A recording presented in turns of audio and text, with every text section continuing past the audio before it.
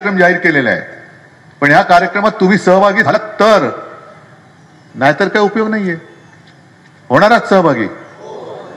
एक तर मी काल परवापासून बोलतोय तो तर तुम्हाला करावंच लागेल.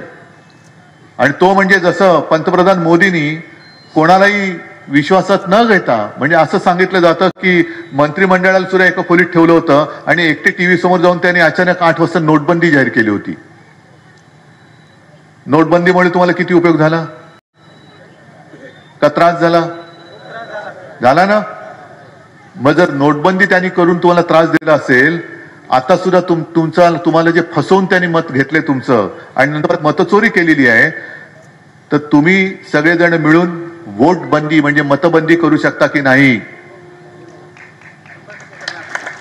निवडणूक कोणती असू दे, असेल नगर परिषद, पालिका, महापालिका, आणखीन काही असेल, पण तुम्ही सगळ्यांनी आता एवढे जमल्यात, तुम्ही सगळ्यांनी तुमच्या गावागावामध्ये जाऊन बोर्ड लावले पाहिजेत की जोपर्यंत आम्हाला कर्जमुक्त करत नाही तोपर्यंत महायुतीला मत नाही.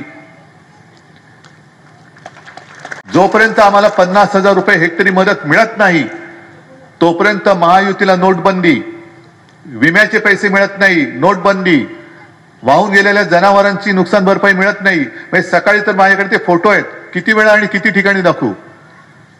म्हशी वाहून गेलेल्या आहेत, दुभत्या म्हशी, 40 म्हशी होत्या.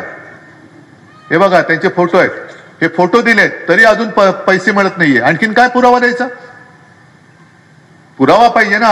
आता तर आणखीन मी ऐकलं की ते सोयाबीनचं वगैरे तुमचं काय केवायसी वगैरे, आम्हाला केबीसी माहितीये, कोण बनेगा करोडपती, हे केवायसी. म्हणजे ज्यांच्या नावावर शेत आहे त्या महिला असो कोणी असो जाऊन तिकडे अंगठी द्यायची. मग ती महिला घरदार सगळं काम सोडून एकतर संकट जायचं, लाईनीत उभं राहायचं आणि मग सांगायचं आज सेंटर बंद आहे, सर्व्हर डाऊन आहे. हे सरकारच बोगस आहे. ही कोणती पद्धत आहे? आणि म्हणून मी तुम्हाला जे सांगतो ना की विम्याचे पैसे मिळत नाही तोपर्यंत वोट बंदी, कर्जमुक्ती होत नाही तोपर्यंत वोट बंदी, नुकसान भरपाई सगळ्याची, जनावरं वाहून गेलेत, कोंबड्या वाहून गेल्यात. बरं, ज्यांची घरं वाहून गेल्यात असे कोणी आहेत का इकडे? काही जणांची घरदारं वाहून गेलेत, कारण पाण्याचे लोटच्या लोट असे आले की घरदारं सुद्धा वाहून गेली.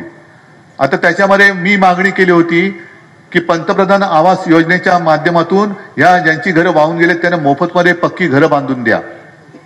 घोषणा केली, पण अजून कोण फिरकलंच नाही. बरं, तुमच्या सगळ्या शेतकऱ्यांना मी विचारतो, तुमचे जागेचे आणि नुकसानीचे पंचनामे तरी झालेत का? बरं, ज्यांचे पंचनामे झाले त्यांना मदत तरी मिळाली का? मग दुसरा कार्यक्रम तुम्हाला देतो, करणार? अरे जोर नसेल तर काय करू? करणार असाल तर सांगतो, दगाबाज सरकारचा पंचनामा आपण करायचा.